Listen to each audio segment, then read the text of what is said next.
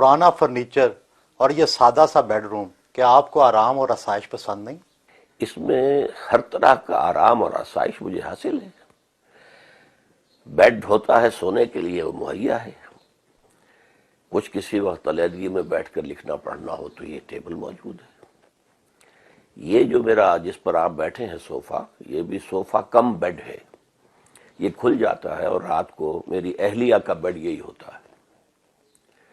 تو یہ چھوٹا سا ہمارا ایک گھر ہے، اور در حقیقت تو یہ قرآن اکیڈمی کے فلیٹس ہیں، تو ان میں سے ایک میں میری رہائش ہے۔ یہاں مجھے اب ہو گئے ہیں سن 77 سے آپ سمجھیے 25 برس۔ ویسے یہ بیڈ میرا جو ہے یہ تو سن 55 سے ہے، تو باقی ہر چیز ہے۔ یہ گرمی میں ٹھنڈے پانی کے لیے چھوٹا سا فریج بھی رکھا ہوا ہے۔ تو جو آسائشیں ہیں دنیا کی، اللہ کا شکر ہے وہ سب حاصل ہیں مجھے۔ عالم دین کی زندگی اور عام آدمی کی زندگی میں کوئی فرق ہے؟ کوئی فرق نہیں ہونا چاہیے۔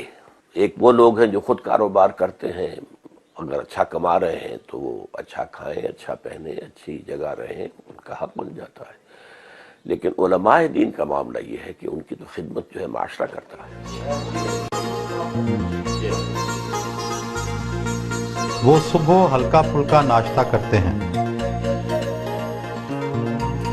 آپ ناشتے میں شہد کا استعمال کر رہے ہیں، یہ ثقیل غذا نہیں ہے؟ نہیں، ایک تو قرآن مجید میں شہد کے بارے میں ہے کہ فیہ شفاء للناس، اس میں لوگوں کے لیے شفا ہے۔ اور ویسے بھی اس کو تو میڈیکل لائن میں بھی کہا جاتا ہے کہ ہلکی شے ہے۔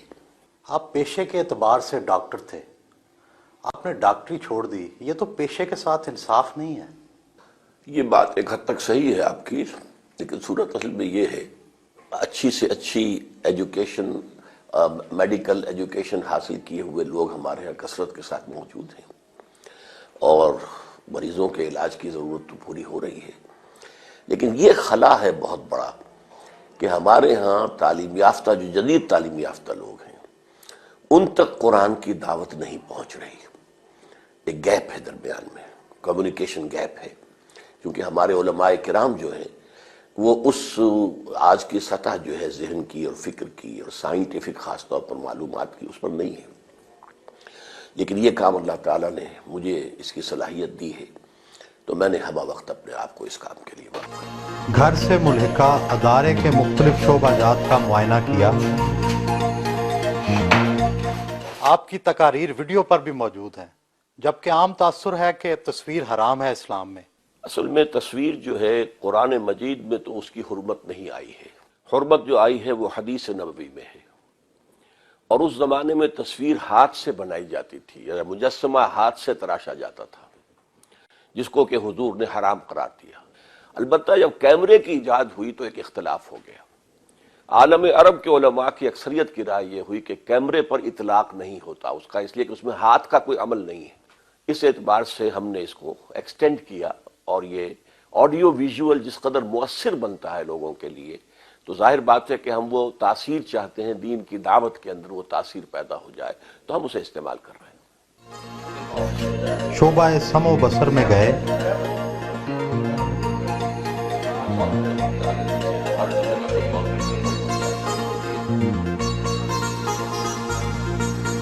اور تیسرا کورس ہم نے شروع کیا ترجمہ قرآن کورس بچوں کے لیے، اس کی کتاب کے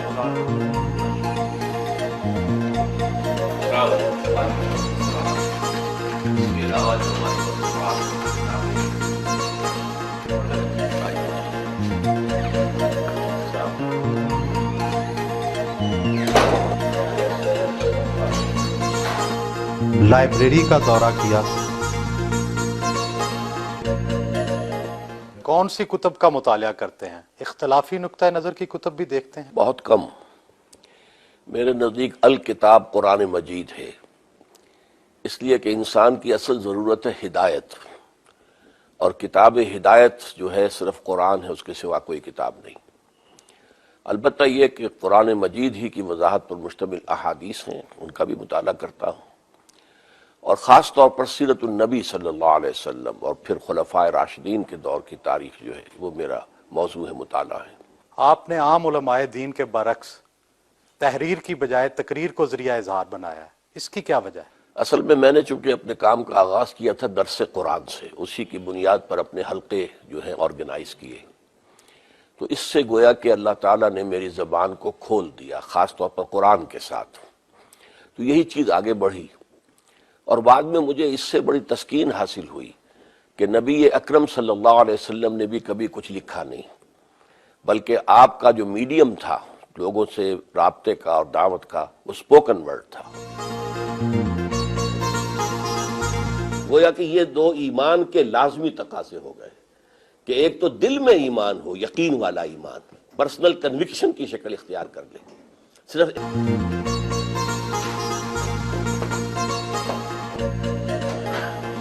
دفتر گئے جہاں پر دفتری امور کا جائزہ لیا،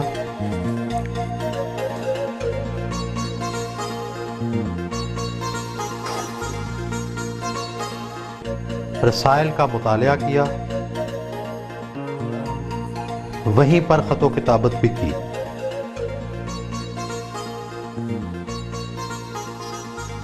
آپ کے زیر نگرانی کتنے مدارس، مساجد وغیرہ چل رہے ہیں؟ ہمارے زیر نگرانی کوئی مساجد اور مدارس نہیں ہیں۔ ایک قرآن اکیڈمی ہے، ایک قرآن کالج ہے، اس میں ہم گریجویشن کراتے ہیں لوگوں کو، لیکن عربی اور قرآن اس میں ہم نے لازم سبجیکٹس رکھے ہیں۔ ایک ہمارا 1 ایئر کورس چلتا ہے ایڈلٹس کے لیے، کوئی ڈاکٹر ہیں، کوئی انجینئر ہیں، انہوں نے دنیاوی تعلیم حاصل کی ہے لیکن دینی تعلیم سے بالکل بے بہرا ہیں، تو ہم 1 سال کے لیے انہیں یہاں بلاتے ہیں اور وہ ہم انہیں عربی پڑھاتے ہیں، قرآن پڑھاتے ہیں۔ باقی ہم نے کوئی علیحدہ سے مساجد کوئی تعمیر کرنے کا اپنا منصوبہ نہیں بنایا۔ مساجد تو ہم سمجھتے ہیں جو بھی عام مسلمانوں کی ہیں اسی میں ہمیں بھی نماز پڑھنی چاہیے، ورنہ علیحدہ مساجد بنانے کا مطلب ہو جاتا ہے گویا کہ آپ کوئی ایک نیا فرقہ ایجاد کر رہے ہیں۔ آپ نے دیگر اسلامی جماعتوں کی موجودگی میں اپنی ایک الگ تنظیم قائم کی، ایک 1.5 اینٹ کی الگ مسجد بنائی، تو جب عالم دین ہی اکٹھے نہیں ہیں تو اتحاد امت کیسے ممکن ہے؟ عالم دین بھی اکٹھے نہیں ہیں اور اتحاد امت بھی ممکن نہیں ہے۔ جو چیز ممکن ہے وہ یہ ہے کہ کوئی ایک نئی جماعت ابھرے اور اس کی قیادت کی اپیل اتنی عام ہو جائے کہ لوگ اس کے گرد جمع ہو جائیں۔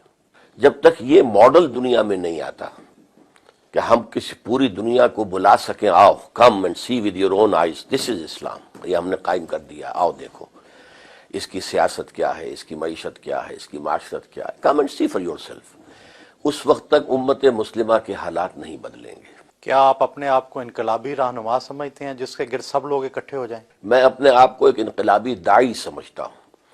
یہ اللہ تعالیٰ کی مشیت پر منحصر ہے کہ وہ کس کو کس وقت قبول فرما لیتا ہے اور کس کے لیے پھر عوام کے اندر جو ہے ایک قبول عام کی کیفیت پیدا کر دیتا ہے، یہ اللہ تعالیٰ کا فیصلہ ہوتا ہے۔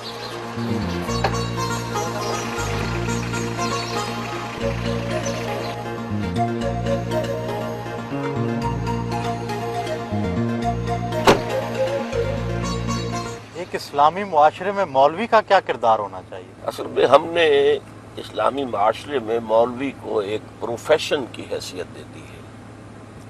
اس کی وجہ یہ ہے کہ ہمارے عام لوگ نہ دین پڑھتے ہیں اور نہ ہی بنیادی تعلیمات دین کی سیکھتے ہیں، تو انہیں ایک احتیاج ہے، کسی کا باپ فوت ہو گیا، نماز جنازہ پڑھانی ہے تو مولوی چاہیے، حالانکہ اس کے اپنے بیٹے کو اس قابل ہونا چاہیے کہ وہ خود نماز جنازہ پڑھائے۔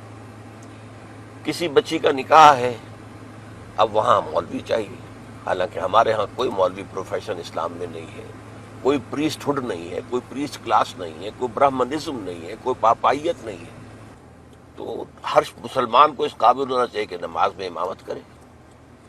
تو اس اعتبار سے یہ پیشہ کوئی اسلام میں نہیں ہے۔ ان کے ادارے کے زیر انتظام خواتین کالج بھی کام کر رہا ہے، جہاں وہ کبھی کبھی لیکچر دینے جاتے ہیں۔ یہ علم کا حاصل کرنا فریضہ ہے ہر مسلمان مرد پر۔ اور علم آدم الاسماء کلھا، تو حضرت آدم کو جو اللہ تعالیٰ نے عمل کی میں تمام اسماء کا علم دے دیا تھا، در حقیقت اس کی ایکسفولیشن ہو رہی ہے، وہ علم کھل رہا ہے، جیسے کہ آم کی گٹھلی میں سے آم کا درخت برآمد ہوتا ہے۔ خواتین کے حوالے سے آپ کا موقف سخت ہے، اس کا کیا خاص پس منظر ہے؟ میرے نزدیک میرا موقف ہرگز سخت نہیں ہے، اسلامی احکام کے عین مطابق ہے. اس میں خواتین پر کوئی پابندیاں نہیں ہیں، بلکہ خواتین کے لیے دائرہ کار علیحدہ رکھا گیا ہے. وہ پڑھیں لیکن ان کے مدارس علیحدہ ہونے چاہیے. لڑکوں اور لڑکیوں کی مخلوط تعلیم نہیں ہونی چاہیے، کالج ہوں، یونیورسٹیز ہوں. تو یہ اصل میں چونکہ مرد اور عورت کے درمیان، اور خاص طور پر نوجوان مرد اور نوجوان عورت کے درمیان اللہ تعالیٰ نے ایک بڑی فطری کشش رکھی ہوئی ہے. اور اس کو آپ کو معلوم ہے کہ فرائڈ تو یہاں تک کہتا ہے کہ سب سے بڑا ہی انسان کا موٹیو جو ہے، سب سے زیادہ پوٹنٹ، وہ سیکس ہے. تو اس کو کنٹرول کرنے کے لیے کہ اس میں کوئی جو ہے انارکی پیدا نہ ہو جائے، بدنظمی نہ ہو، آوارگی نہ ہو، تو یہ احکام دیے ہیں. اور پردہ ہے، مخلوط معاشرت سے روکا گیا ہے. کورنگ آف دی باڈی کے احکام ہیں، عورت کے لیے علیحدہ ہے، مرد کے لیے علیحدہ ہے. کیا عورت کے چہرے کا پردہ لازم ہے؟ ہاں، میرے نزدیک نامحرم کے سامنے وہ کھلے چہرے کے ساتھ نہیں آ سکتی. ایک تو ستر ہے، اس کا پورا جسم ڈھکا ہونا چاہیے سوائے چہرے کی ٹکیا، سوائے ہاتھ کلائی سے نیچے اور پاؤں ٹخنے سے نیچے. نماز ظہر ادا کی.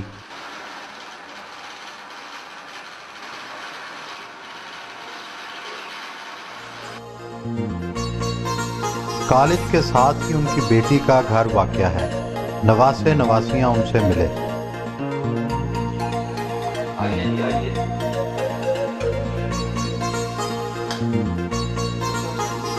بچوں کے ساتھ دوپہر کا کھانا کھایا.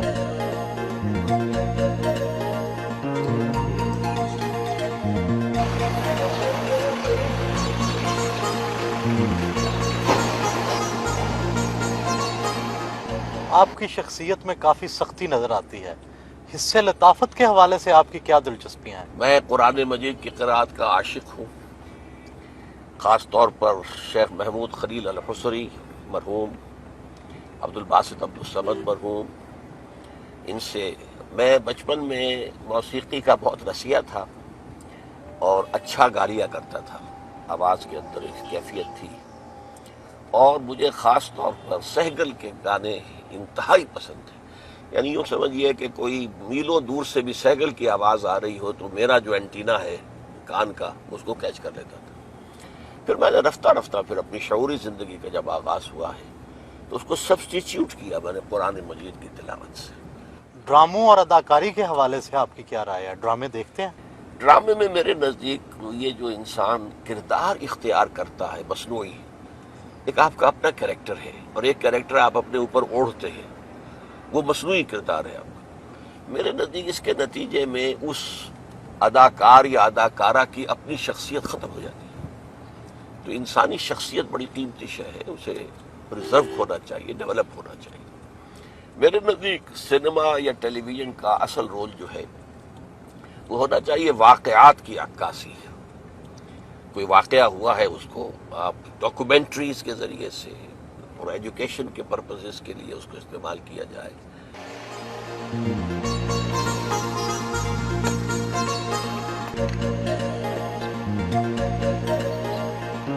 دوپہر کو وہ تھوڑی دیر آرام ضرور کرتے ہیں.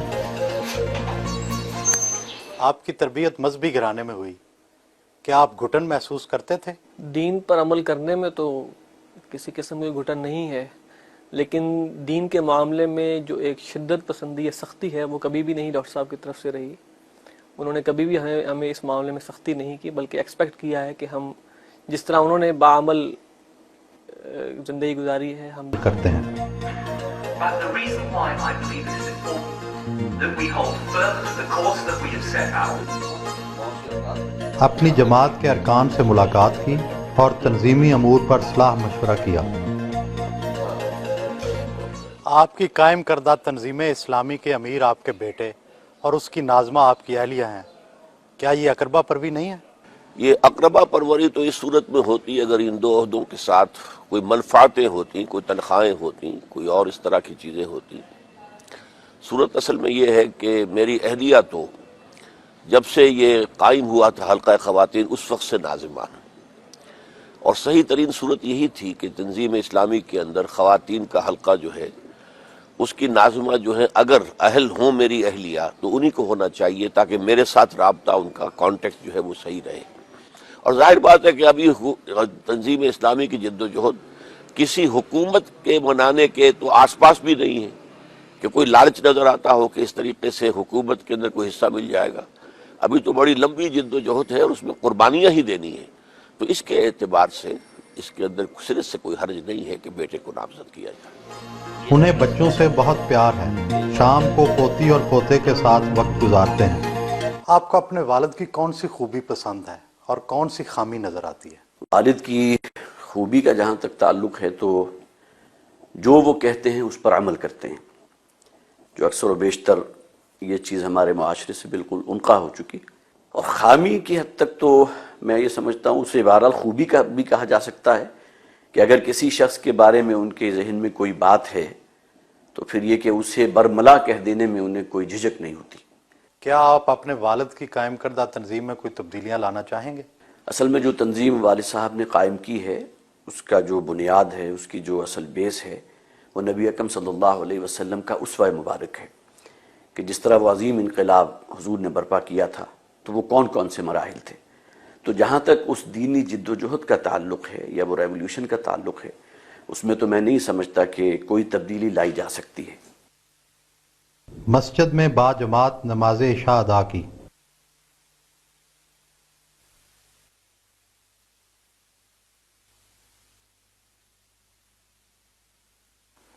آپ کے اور آپ کے دادا میں 2 جنریشنز کا گیپ ہے، تو خیالات میں بھی فرق ہے؟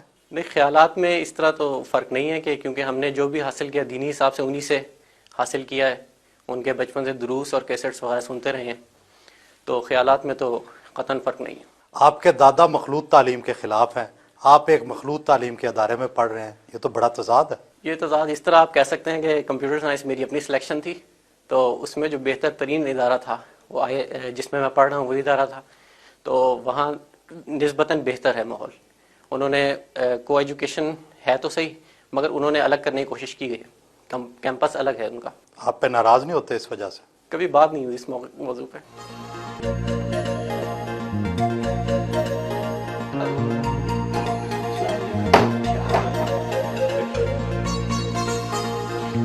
رات کے کھانے کا انتظام ان کے بیٹے کے ہاں تھا۔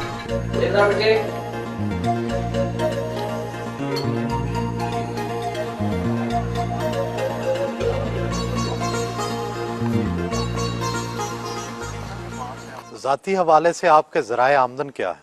اس وقت میری کوئی آمدنی نہیں ہے۔ انجمن خدام القرآن نے مجھے رہائش پرووائڈ کی ہے، اور رہائش کے ساتھ ساری اس کی سہولتیں جو ہے وہ بھی ہیں، اور میری ساری کتابیں، میرے سارے آڈیو ویڈیو یہ سب انجمن کے پاس ہیں۔ اس کے ٹریڈنگ سے یا اس کی سیل سے مجھے کوئی ایک پیسے کا بھی منفعت نہیں ہوتی۔ تو باقی یہ کہ دال روٹی کا معاملہ رہ جاتا ہے، تو وہ میرے بچے ماشاءاللہ اب مختلف جابز پر ہیں، وہ سپورٹ کر رہے ہیں۔ کیا عورت کو گھر سے باہر ملازمت کا حق ہے؟ اصل میں اس کے لیے ضروری ہے کہ پردہ اور ستر کے احکام کو ملحوظ رکھتے ہوئے اگر کہیں کوئی امکان ہو تو کوئی حرج نہیں ہے۔ کشمیر کے جہاد کے حوالے سے آپ کی رائے دوسرے علماء سے مختلف ہے، اس کی کیا وجہ ہے؟ اصل میں میرے نزدیک جہاد تو کسی بھی سٹرگل کو کہتے ہیں، فریڈم سٹرگل یہ بھی جہاد ہے۔ یہ جو کچھ آج کل ہو رہا ہے، یہ ہم جہاد کے لفظ کو استعمال کر لیتے ہیں۔ تو کشمیر کا معاملہ بھی یہ ہے کہ یہ کشمیر کے لوگوں کو ہندوستان سے آزادی حاصل کرنے کی جدوجہد کرنے کا حق حاصل ہے، لیکن اس میں بھی ایک رائے ہو سکتی ہے۔ میری رائے یہ ہے کہ اگر وہ ہتھیار نہ اٹھاتے تو بہتر تھا، پولیٹیکل موومنٹ لے کر چلتے۔ پولیٹیکل موومنٹ میں اگر کوئی 1 لاکھ کا جلوس نکلے اور اس کے اوپر فائرنگ ہو اور 100 آدمی مارے جائیں تو اس کا پوری دنیا کے اندر ایفیکٹ جو ہوگا وہ بہت مختلف ہوگا۔ تو اصل میں سیاسی تحریک چلتی تو اتنی جانیں بھی نہ جاتی، اس سے کم جانوں کے اندر اس کا ایفیکٹ بہت زیادہ ہوتا۔ آپ نے طالبان کی حمایت کی، کیا یہ فیصلہ غلط نہیں تھا؟ قطعاً نہیں، میں پوری طرح مطمئن ہوں اب بھی کہ ہمارا ان کا ساتھ تعاون اور ان کو تسلیم کرنا بالکل صحیح تھا، اس لیے کہ طالبان نے پورے افغانستان میں سوائے 5% علاقے کے یا میکسیمم 7% ہوگا، پورے افغانستان میں پورا امن و امان قائم کیا۔ تو باقی انہوں نے شریعت کے احکام نافذ کیے، ان سے غلطیاں ہوئی ہیں، ظاہر بات ہے کہ ان کی اپنی کچھ ریسٹرینٹس بھی تھیں اور انہیں تجربہ نہیں تھا، تو بہت سی چیزیں ہیں اپنی جگہ پر، لیکن بحیثیت مجموعی وہ ایک صحیح اسلامی حکومت تھی. صحیح اسلامی نظام ابھی قائم نہیں ہوا تھا، یہ حکومت تو اسلامی تھی. آپ نے جماعت اسلامی کیوں چھوڑی تھی؟ جماعت اسلامی کو میں نے جوائن کیا تھا یہ سمجھ کر کہ یہ ایک اصولی اسلامی انقلابی جماعت ہے، اور اس کا جو طرز عمل ہے وہ انقلابی ہے. اور یہی بات ہے کہ سیاست میں اس نے سن 41 میں یہ قائم ہوئی، اور اس نے کسی سیاست میں حصہ نہیں لیا، کسی الیکشن میں حصہ نہیں لیا، یہاں تک کہ سن 46 کا جو بہت ہی زیادہ اہم الیکشن تھا جس کے نتیجے میں پاکستان وجود میں آیا، اس میں بھی حصہ نہیں لیا، ووٹ بھی نہیں ڈالے، نہ اس کے لیے کوئی کسی کو سپورٹ کیا. پاکستان میں آ کر انہیں محسوس ہوا کہ یہاں اب پولیٹیکل جو ہے ویکوم ہے، اور ہم ذرا پاکستان کا جو نعرہ تھا، پاکستان کا مطلب کیا، لا الہ الا اللہ، اسے ہم اون کر کے تو ہم اگر انتخابات میں آئیں تو جلدی ہم اقتدار پر پہنچ جائیں گے. تو جب جماعت نے وہ راستہ اختیار کر لیا اور مولانا مودودی مصر رہے، حالانکہ خاصی مؤثر جماعت کے اندر یہ رائے آ گئی تھی سامنے کہ یہ ہم غلطی کر بیٹھے ہیں، ہمیں واپس ہونا چاہیے، لیکن مولانا جو ہے اپنے اس فعل پر جازم رہے، تو پھر ہم لوگوں نے علیحدگی اختیار کی. آپ اپنی زندگی کی تمام تر جدوجہد کے باوجود کوئی انقلاب نہیں لا سکے، کیا آپ اپنے کام سے مطمئن ہیں؟